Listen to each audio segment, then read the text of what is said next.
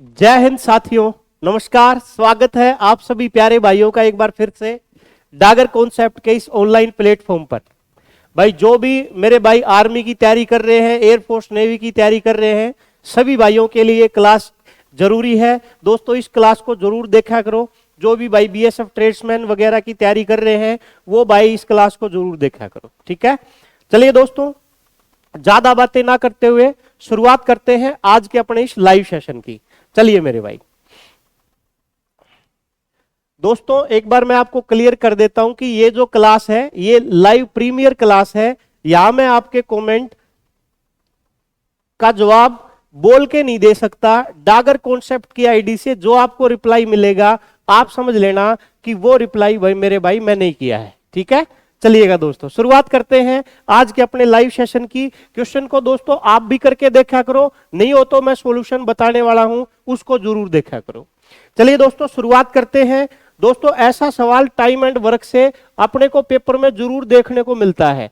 सवाल है कि भाई, सवाल है दोस्तों, देख पा रहे हैं आप कि भाई 8 आदमी और 12 लड़के एक काम को 18 दिन में कर सकते हैं, तो 20 आदमी और 6 लड़के इस काम को कितने दिनों में समाप्त करेंगे। यदि 8 आदमी 12 लड़के एक काम को 18 दिन में करते हैं तो 20 आदमी और 6 लड़के उसी काम को कितने दिन में करेंगे। दोस्तों एक छोटा सा काम करना है आपने।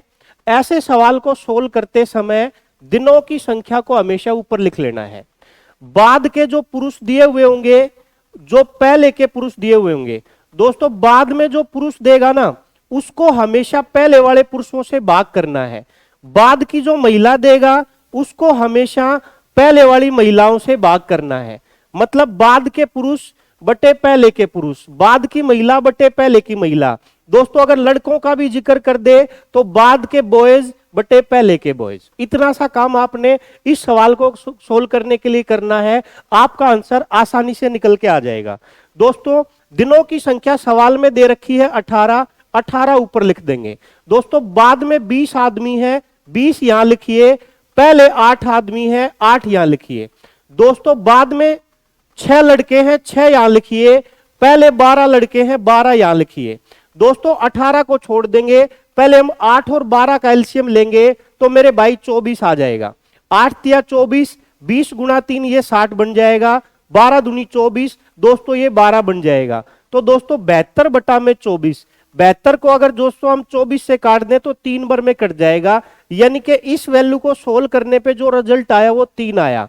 मेरे भाई 18 ऊपर लिखा हुआ है, यहां सोल्व करने पे 3 आया है। 18 में 3 का भाग लगाइए, इस सवाल का दोस्तों आंसर आ जाएगा 6। मेरे भाई जिसने इस सवाल का आंसर 6 निकाल लिया वो बिल्कुल राइट आंसर है। दोस्तों फिर से देखिए एक बार, दिनों की संख्या 18 दे रखी है, ऊपर उठा के लिख देंगे। 20 आदमी है दोस्तों, 20 मैंने ऊपर लिख दिया। 8 आदमी थे, 8 का भाग कर दिया। बाद में 6 लड़के हैं, 6 लिख दिया। 12 लड़के थे, 12 लिख दिया। दोस्तों 8 और 12 से कटने वाला नंबर 24 लिया। 8 का भाग करेंगे 3 बार में, 20 गुना 3 60 आएगा। 12 से 12 कट जाएगा। मेरे भाई दोस्तों ये थोड़ी सी मिस्टेक होगी यहां पे ना, नहीं हुई। देखो 12 दूनी 24 और 6 दूनी 12, ठीक आ जाएगा। ये 60 और 12 72 बटा 24 3 आ जाएगा। 18 में 3 का भाग करेंगे, बिल्कुल ठीक है। जिन भाइयों ने इस सवाल का आंसर 6 निकाल दिया दोस्तों बिल्कुल ठीक था। ऑप्शन थोड़े से गलत लिखे हुए थे, बाकी इस सवाल का आंसर आ जाएगा 6। चलिए दोस्तों बढ़ते हैं अगले क्वेश्चन की ओर। दोस्तों सिंपल सा सवाल है, अब ये भी आर्मी के पेपर में पूछा गया सवाल है, ठीक है। ध्यान से करिए इसको, आप करिए, मैं सॉल्यूशन बताता हूं, आप उसको भी देखिए। साधारण ब्याज मेरे भाई जब भी हम निकालते हैं तो साधारण ब्याज निकालने का सिंपल सा तरीका होता है कि भाई साधारण ब्याज निकालते हैं मूलधन गुणा दर गुणा समय बटे 100। मेरे भाई मूलधन दर और समय की गुणा करके बटे 100 करने से अपने पास साधारण ब्याज निकल के आ जाता है। 1800 रुपए का 2 वर्ष 4 महीने 73 दिन का 9% की दर से साधारण ब्याज बताना है। दोस्तों अब एक छोटी सी बात देखिए कि यहां पे जो समय दिया गया है ना अपने को, वो दिया गया है 2 वर्ष प्लस में 4 महीने प्लस में 73 दिन। दोस्तों हम एक छोटा सा काम करेंगे, इस समय को ना वर्ष में बदल लेंगे। दोस्तों टाइम अपने को दिया गया है 2 वर्ष 4 महीने और 73 दिन। हम एक छोटा सा काम करेंगे, इस समय को वर्ष में बदल लेंगे। 73 दिन को वर्ष में बदलेंगे तो बटे 365, 4 महीने को वर्ष में बदलेंगे तो बटे 12। दोस्तों ये पहले से वर्ष है, 4 से काट देंगे 3 बार में तो 1/3 वर्ष यहां से आएंगे। 73 से काट देंगे दोस्तों 5 बार में तो 1/5 वहां से आएगा। ये एलसीएम लेंगे 15 आ जाएगा दोस्तों। 15 गुणा 2 30, 3 गुणा 5 15 और 5 3 15। दोस्तों ये समय बन जाएगा 38/15 वर्ष का। दोस्तों समय बनेगा 38/15 वर्ष। मूलधन की जो राशि है वो है 1800 रुपए। दर जो दे रखी है वो 9% वार्षिक है। समय हमने निकाल लिया मेरे भाई 38/15 और बटे में दोस्तों लिख देंगे 100, सोल्व करेंगे आंसर आ जाएगा मेरे भाई। 0 से एक 0 कैंसिल कर देंगे हम, एक 0 से ये भी काट देंगे। 5 से अगर इसको हम दोस्तों 3 से काट दें तो ये 5 बार में कट जाएगा। 3 से काट दें 3 बार में कट जाएगा। दोस्तों एक छोटा सा काम करते हैं, 2 से ऊपर नीचे गुणा कर लेते हैं। अब आप सोचोगे सर 2 से ऊपर नीचे गुणा क्यों कर दिया? क्योंकि मेरे भाई 5 गुणा 2 10 करने के बाद 1 के बाद हम पॉइंट लगा सकते हैं। आपको गुणा करने के बाद 5 से भाग करना नहीं पड़ेगा, इसलिए मैंने 2 से गुणा कर दिया, 2 से भाग। तो ये तो 2 से 2 कट के 1 ही रहना है, लेकिन आप ऐसे काम करोगे तो आसान रहेगा। 8 गुणा 3 54, 54 को डबल करेंगे मेरे भाई ये 108 हो जाएगा। 38 से गुणा कर देंगे, 8 गुणा 8 64, 8 आ जाएगा। 3 से गुणा करेंगे, 3 गुणा 8 24 और 3 एकम 3 आ जाएगा। दोस्तों ये 4, ये 0, ये बन जाएगा भाई 1 और दोस्तों यहां से 3 और 1 4 आ जाएगा।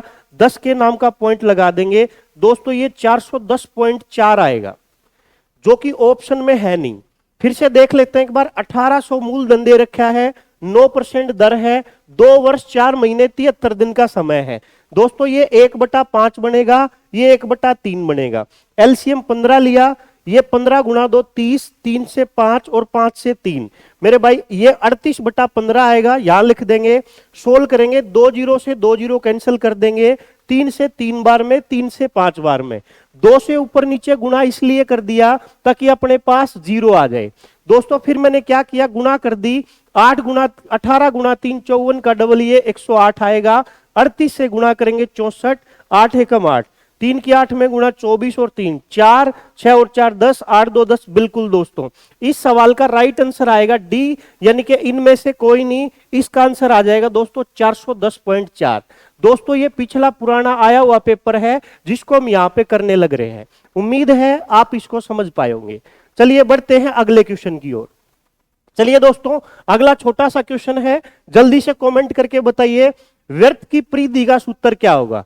दोस्तों व्यर्थ की जो परिधि होती है वो 2πr/h होती है और व्यर्थ का जो क्षेत्रफल होता है, व्यर्थ की परिधि होती है 2πr और दोस्तों व्यर्थ का जो क्षेत्रफल होता है वो πr² होता है। तो जिस ऑप्शन में 2πr लिखा हुआ है वो अपना आंसर हो जाएगा दोस्तों, व्यर्थ की परिधि हो जाएगी 2πr।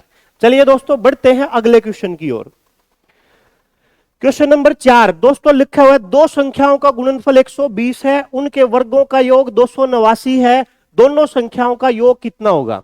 जल्दी से सोचिए दोस्तों क्या आंसर होने वाला है इस सवाल का। देखो मेरे भाई इस प्रकार का सवाल जब भी आपको दिखाई देना तो आप कोशिश किया करो डायरेक्ट माइंड में सोचने की। क्या हम ऐसी दो संख्या सोच सकते हैं जिनको गुणा कर दें तो 120 बन जाए और जिनको वर्ग करके जोड़े तो 289 बन जाए। तो आप इस 20 के ना टुकड़े कर लिया करो। जैसे 20 गुणा 6 120 होता है, 15 गुणा 8 120 होता है, 12 गुणा 10 120 होता है। इस तरह से टुकड़े किया करो दोस्तों। 120 के टुकड़े अगर मैं 15 गुणा 8 के रूप में कर दूं तो 15 का वर्ग 225 और 8 का वर्ग 64, जोड़ने पे 289 बनेगा। इसका मतलब मैंने 15 और 8 बिल्कुल ठीक सोच लिया। इनका योग पूछा है तो मेरे भाई इनका जो योग आएगा वो मेरे भाई 23 आ जाएगा। कुछ नहीं करना, 15 गुणा 8 120, इनके वर्गों का योग 289। तो मैंने संख्या बिल्कुल ठीक सोच ली, 15 में 8 जोड़ेंगे दोस्तों उत्तर आएगा 23। उम्मीद है आप समझ पाएंगे। बढ़ते हैं दोस्तों अगले क्वेश्चन की ओर। अगला फिर से व्यर्थ के ऊपर बेस्ड सवाल है। यदि किसी व्यर्थ की परिधि 15.4 सेंटीमीटर है तो उसका व्यास कितना होगा। भाई व्यास हमने बताना है दोस्तों, उसका व्यास बताना है। ध्यान से सुनिए, व्यर्थ की परिधि होती है 2πr। 2 इंटू पाई की वैल्यू दोस्तों 22/7 और दोस्तों इंटू में कर देंगे r, और अपने को दे रखा है ये 15.4। तो दोस्तों अपने को ना 2r की वैल्यू चाहिए। जो व्यास होता है ना, व्यास वो त्रिज्या का 2 गुना होता है। तो मेरे भाई 15.4 को हम 7 तो उधर जाके गुना हो जाएगा और 22 उधर जाके भाग हो जाएगा। 22 से 154 को काट देंगे 7 बार में, 7 गुना 7 49। लेकिन दोस्तों एक के बाद यहां पॉइंट था तो यहां भी लगेगा। तो जिन भाइयों ने इस सवाल का आंसर 4.9 दिया है, बिल्कुल राइट आंसर है, बिल्कुल ठीक आंसर है। 4.9 बिल्कुल ठीक था दोस्तों। भाई जो भी इस क्लास से जुड़े हुए हैं सभी भाइयों को मैं एक सजेशन देता हूं कि आज हमने जो परसेंटेज की क्लास नंबर 9 ली है, जस्ट अपनी 8 से 9 जो क्लास हुई है मेरे भाई, आप उसको भी सर्च करके देखना। उसमें आज हमने विद्यार्थियों से रिलेटेड सवाल किए थे, परीक्षा अंक से रिलेटेड सवाल किए थे, और वो सवाल ऐसे थे दोस्तों जो आर्मी के लेवल के भी एग्जाम में पूछे जाएंगे। तो दोस्तों आप उस वीडियो को भी जरूर देखना, वो आज की क्लास आपके लिए उपयोगी थी। आपके काम के सवाल उसमें आज मैंने कराए थे, तो मेरे भाई उसको भी आप वीडियो को जरूर देखना, ठीक है। बढ़ते हैं अगले क्वेश्चन की ओर। क्वेश्चन नंबर 6, क्वेश्चन नंबर 6 करिए दोस्तों आप। मैं तो करा ही रहा हूं, आप भी खुद करके देख, मतलब खुद करके देखना दोस्तों, है ना। जिसका आंसर आ जाए कमेंट करते रहो। ये नहीं कि भाई सर अब आपको बोलेंगे नहीं, आपका नाम नहीं लेंगे तो आप नहीं करेंगे। दोस्तों आपका मकसद है पढ़ना, चीजों को प्रैक्टिस करना। मैं अच्छी अच्छी चीजें आपके लिए डेली लेके आता रहूंगा, बस आप मेहनत करते रहिए। मोहन अपनी मासिक आय का 40% राम को देता है, शेष का 70% मनोज को देता है, तब उसके बाद उसके पास 1584 रुपए बचते हैं। तो बताइए मोहन की आय कितनी थी। दोस्तों एक छोटा सा तरीका होता है कि अगर किसी क्वेश्चन में आपने पहले की वैल्यू निकालनी हो, पहले का रिजल्ट निकालना हो, तो जो बाद की वैल्यू दे रखी हो वो उठा के लिख लिया करो गुणा में 100। अगर बढ़ने की बात करें तो आप 100 में जोड़ के लिख दिया करो, घटने की बात करें तो आप 100 से घटा के लिख दिया करो। 2 3 4 5 जितनी बार भी कहे आप ऐसे काम कर लिया करो। दोस्तों चीजें बिल्कुल आसान आपको नजर आएंगी। बाद में उसके पास कितने रुपए बचे, 1584 बचे, गुणा कर देंगे मेरे भाई 100 से। 40% राम को दिए तो 100 में से 40 निकाल दो। फिर दोस्तों 70% उसने मनोज को दिए, 70 निकाल दो, 30 बच जाएगा। दोस्तों ये 100 से 100 मतलब 2 जीरो कट जाएंगी। अगर मैं इसको 3 से काट दूं तो भाई 3 से 5 बार में 15, 3 दूनी 6 और 3 8 24। 6 से काट दूं तो मेरे भाई 6 से काटेंगे तो 6 से 8 बार में 48 और 6 से 8 बार में 48, तो 88 गुणा 100। मेरे भाई इस सवाल का जो आंसर आएगा 8800 आ जाएगा। जिन भाइयों ने इस सवाल का आंसर 8800 दिया है बिल्कुल राइट आंसर है दोस्तों। तो जब भी आप पहले की वैल्यू निकालोगे, पहले का रिजल्ट निकालोगे, जो बाद का रिजल्ट देगा उसको लिख लेना। ऐसा सवाल पक्का बनता है पेपर में। सिंपल वैल्यू के लिए बेस्ट तरीका है घटे चीजें तो घटा देना, बढ़े तो बढ़ा देना। चलिए दोस्तों बढ़ते हैं अगले क्वेश्चन की ओर। 5 अंकों की वह छोटी से छोटी संख्या जो 23 से पूर्णतः भाग हो। दोस्तों आप भी करिए, आपका आंसर आ जाए तो कमेंट करके बताइए, बाकी मैं आपको करके दिखाता हूं। दोस्तों सबसे पहले आपको यह पता होना चाहिए कि भी 5 अंकों की छोटी से छोटी संख्या क्या होती है। दोस्तों छोटी से छोटी संख्या जब आपने लिखनी हो, 2 अंकों की, 3 अंकों की, 4 अंकों की, 5 अंकों की, जितनी भी लिखनी हो एक के बाद 0 लगा दिया करो। 2 अंकों की छोटी 10, 3 अंकों की छोटी 100, 4 अंकों की 1000, 5 अंकों की 10,000, इस प्रकार से चीजें बढ़ती हुई चलेंगी। दोस्तों 10,000 में आप 23 का भाग लगाइए, 23 से 4 बार में करेंगे तो दोस्तों ये 92 हो जाएगा, 8 बच जाएगा 80। 23 का 3 गुना 69 69 होता है, तो यहां से दोस्तों 11 बच जाएगा। फिर 23 से 4 बार में दोस्तों 92, यहां से आप देखेंगे तो 18 शेष बच जाएगा। दोस्तों अब क्या करते हैं, छोटी से छोटी संख्या के केस में इन दोनों का अंतर लेते हैं और जो छोटी से छोटी संख्या है उसमें ऐड कर देते हैं। 18 और 23 का अंतर है 5, 5 दोस्तों 10,000 में ऐड कर देंगे तो ये बन जाएगा 10,005। मतलब जिन भाइयों ने इस सवाल का आंसर बी दिया होगा बिल्कुल राइट जवाब है मेरे भाई। दोस्तों ऐसा सवाल भी पेपर में बनता है। ये सारी वो चीजें हैं जो आपके लिए यूजफुल है। उम्मीद है आप इस बात को समझ पाए होंगे। दोस्तों वीडियो को लाइक शेयर करते रहो मेरे भाई। वीडियो जो भी चैनल से नया जुड़ता है वो चैनल को जरूर सब्सक्राइब कर लिया करो। और दोस्तों आपके काम की चीजें दूसरी क्लास जो मैं पढ़ाता हूं उसमें भी है, ज्यादा से ज्यादा भाई फायदा उठाने की कोशिश किया करो, वहां से भी वीडियो को देखा करो। चलिए बढ़ते हैं दोस्तों अगले क्वेश्चन की ओर। दोस्तों एक वर्गमूल का छोटा सा सवाल है, पेपर में आया हुआ सवाल है, जल्दी से करिए आप, देखते हैं क्या होता है इसका आंसर। दोस्तों यहां पे आपको दिखाई दे रहा है कि भाई 1936 का जो वर्गमूल है वो 44 होता है, 44 होता है। अब उसने पूछ लिया अंडर रूट 19.36 प्लस 0.1936 0.001936 और इसका मान हमने बताना है।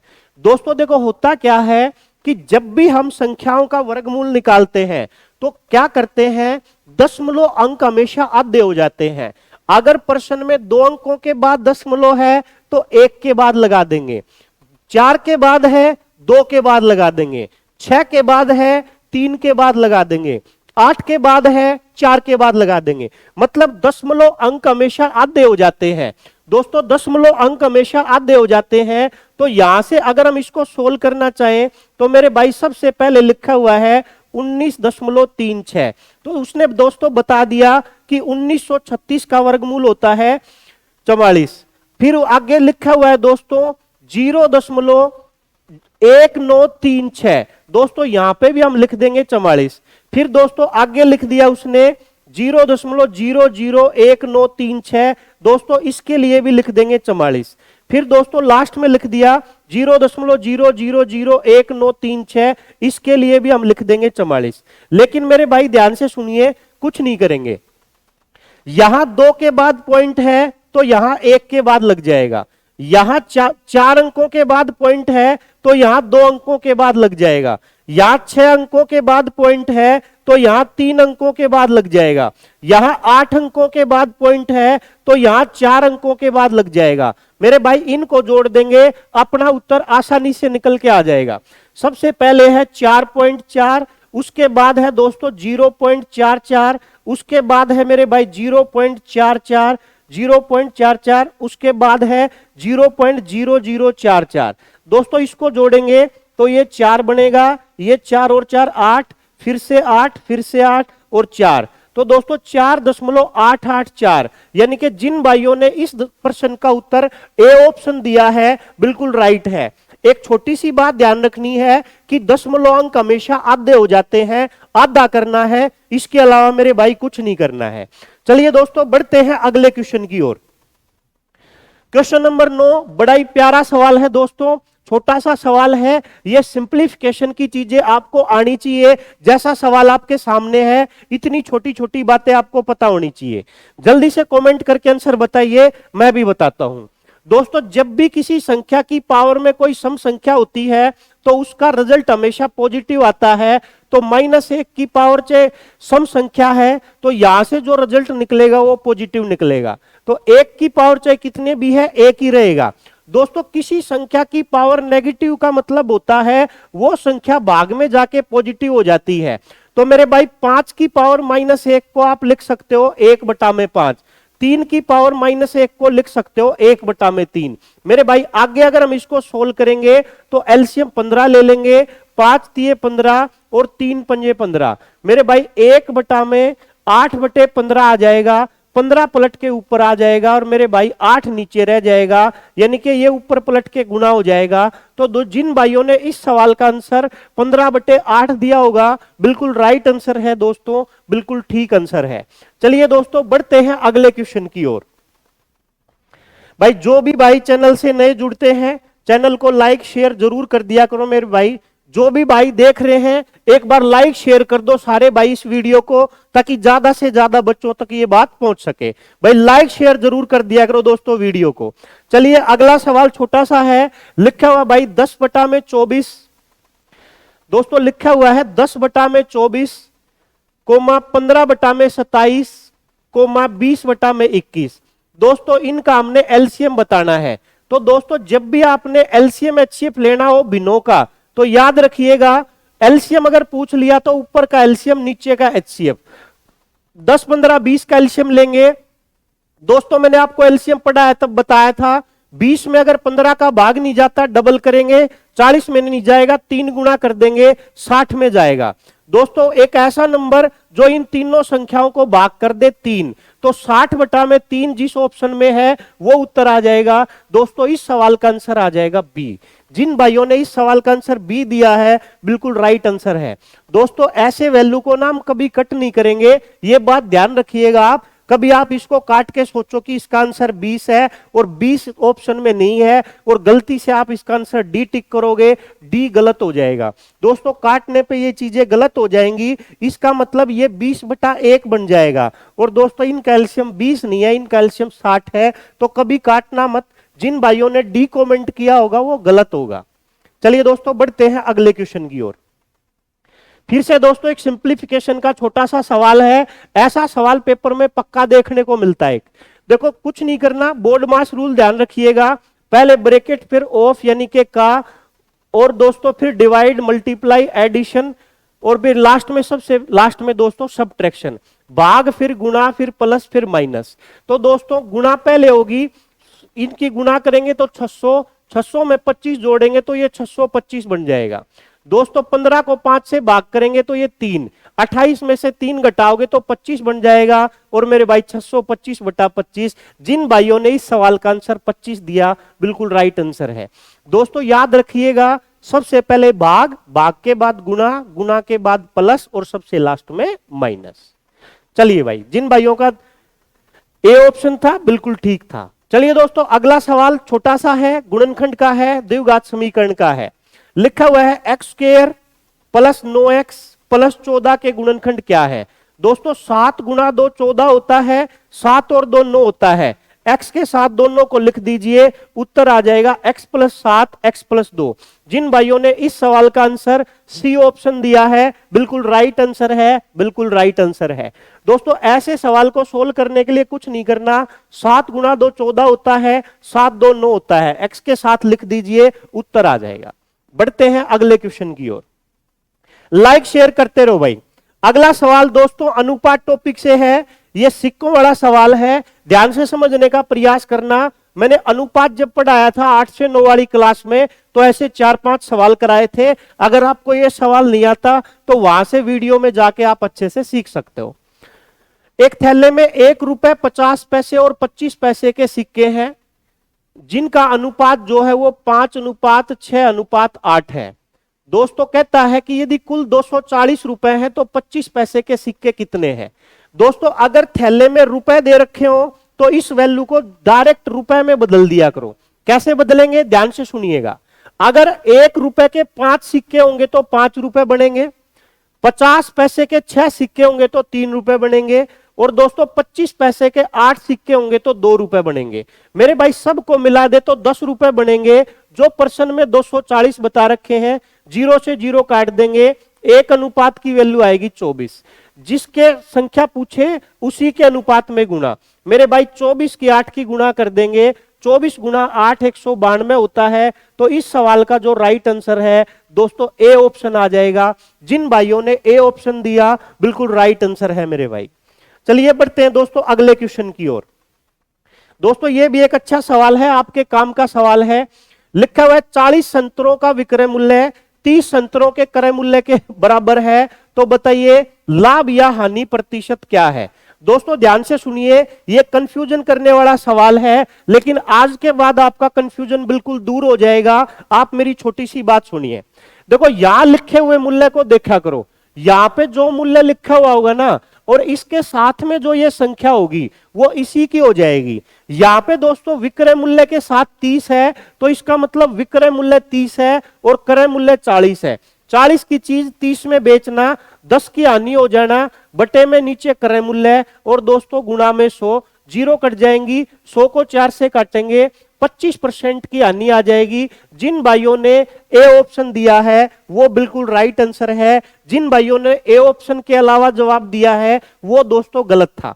ऐसे सवाल को करने का बेस्ट तरीका है कि जो वैल्यू यहां दे रखी है और इसके साथ में जो ये संख्या है ये इसी की है मेरे भाई। उम्मीद है आप समझ पाएंगे। चलिए दोस्तों बढ़ते हैं अगले क्वेश्चन की ओर।